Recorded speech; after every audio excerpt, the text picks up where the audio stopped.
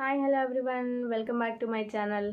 నవ్వు 4 విధాల చేటు అంటూ ఆడపిల్లల నవ్వుపై ఆంక్షలు విధించే రోజులు కావివి. నవ్వడమే యోగం, ఒక భోగం అంటూ వైద్యులు సూచిస్తున్న సందర్భాలే ఇప్పుడు అన్నీను. ఇదే విషయాన్ని జర్నల్ ఆఫ్ క్లినిక్ సైకాలజీలో ప్రచురితమైన అధ్యయనంతో పాటు మేరీల్యాండ్, ఇల్లినాయిస్ విశ్వవిద్యాలయాలు చేసిన పరిశోధనలు వెల్లడిస్తున్నాయి. ఈ వివరాల ప్రకారము మహిళల్లో నవ్వు కార్టిసాల్ అంటే ఒత్తిడి హార్మోన్, ఎపినెఫ్రైన్ అనేది ఆందోళన హార్మోన్, వీటి స్థాయిలను తగ్గిస్తూ ఉంటుంది. హృదయ నాళాల పనితీరును చాలా మెరుగుపరుస్తూ ఉంటుంది. ఇంకా ఒంట్లో ఇమ్యునోగ్లోబులిన్స్ IgA స్థాయిలను పెంచి అంటువ్యాధులతో పోరాడే శక్తిని కూడా ఇస్తుంది.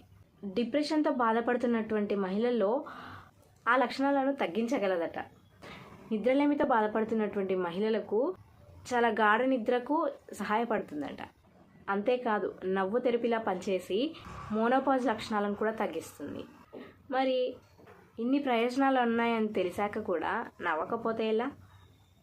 నవ్వితే పోయేదేముంది? మనకి GST ఖర్చు, ఇంకా ఎవరైనా విధించేటటువంటి ఫైన్స్ అలాంటివి అయితే లేవు కదా. హ్యాపీగా నవ్వుతూ ఉంటే ఇంత ఆరోగ్యం ఉందని తెలిసాక నవ్వాల్సిందే. ప్రతి ఒక్కరూ నవ్వుతూ ఇతరులను నవ్విస్తూ ఉంటే, అందుకే చాలా రకాలటువంటి ప్రోగ్రామ్స్ కూడా ఉన్నాయి హాయిగా నవ్వడానికి.